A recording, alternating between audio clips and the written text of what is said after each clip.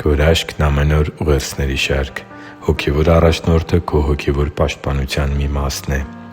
Շարունակում ենք շարքը, որը կրում է «Հոգևոր առաջնորդ ունենալու կարևորությունը» անվանումը։ Քանի որ հոգևոր առաջնորդ ունենալու պատվերը հենց Տեր Աստծուց է, ապա մենք պետք է ուշադիր լինենք այն բոլոր հոգևոր օրհնությունների հանդեպ, որոնք բխում են հոգևոր առաջնորդության մասին Տեր Աստծու հաստատած ճշմարտություններից։ Սիրելի՛ բարեկամ, հոգևոր առաջնորդի կամ հոգևոր հովվի կարևորագույն գործառույթներից մեկը Տեր Աստծու կողմից Իր խնամքին հանձնված մարդկանց հոգևոր պաշտպանությունն է։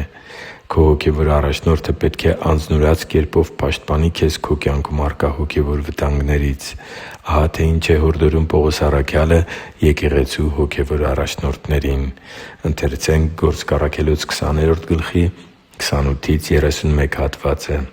«Զգույշ եղեք, ինքներդ ձեզ համար և ամբողջ հոտի, որի վրա Սուրբ Հոգին վերակացուներ կարգեց ձեզ, որպեսզի հովվեք Աստծու եկեղեցին, որ Նա ձեռք բերեց Իր արյունով։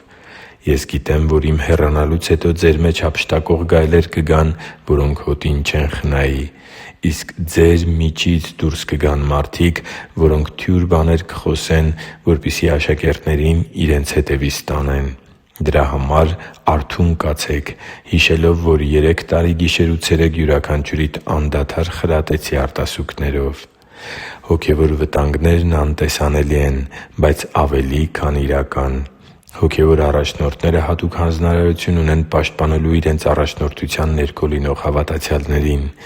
Տեր Հիսուսը հոգևոր առաջնորդի կատարյալ օրինակ էր և զգուշացնում էր իրական և կեղծ հոգևոր առաջնորդների մասին։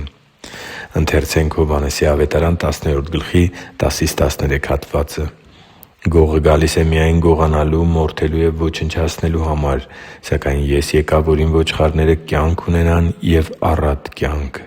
Ես եմ բարի հովիվը. բարի հովիվը իր կյանքը տալիս է ոչխարների համար։ Բայց վարձկանը, որ հովիվ չէ և ոչխարներն էլ իրենը չեն, երբ տեսնում է, որ գայլը գալիս է, թողնում է ոչխարներին ու փախչում։ Եվ գայլը հափշտակում է նրանց ու ցրում։ Իսկ վարձկանը փախչում է, որովհետև վարձկան է և ոչխարներին հոգ չի տանում» (Հովհաննես 10:17-19): Աստծու համար թանկ ու սիրելի՛ զավակ, հոգևոր առաջնորդի պաշտպանության տակ մտնելու համար կարևոր պայմաններ կան, որոնց կատարման պարագայում դու կլինես հոգևորապես պաշտպանված։ Առաջինը՝ դու պետք է համոզվես, որ քո հոգևոր առաջնորդը հնազանդ է Աստծուն և լրջորեն նվիրված է Իր հոգևոր առաջնորդության ներքո գտնվող մարդկանց հոգևոր աճին և հոգևոր պաշտպանությանը։ Նման հոգևոր առաջնորդը մտահոգված է ոչ թե իր առաջնորդության ներքո գտնվող հավատացյալների քանակով, այլ նրանց հոգևոր առողջությամբ, աճով ու հասունությամբ։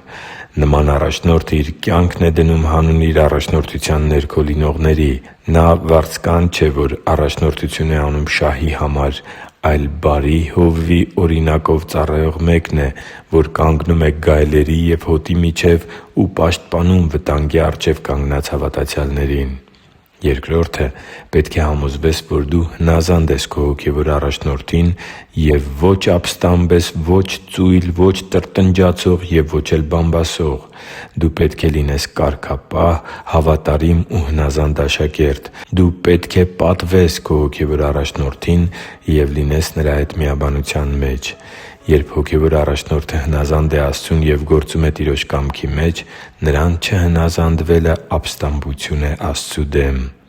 Երբ հոգևոր առաջնորդը հնազանդ է Աստծուն և գործում է Տիրոջ կամքի մեջ, նրան հնազանդվելը Տեր Աստծու կամքն է և իրական հոգևոր պաշտպանություն է բերում հավատացյալի կյանքի մեջ։ Իսկ դու ունե՞ս հոգևոր առաջնորդ։ Հիշի՛ր, որ դու Աստծո հրաշքն ես, և Աստված սիրում է քեզ։ Շնորհակալ եմ, որ դու կա՛ս։ Սիրով և աղոթքով, Արման Մանուկյան։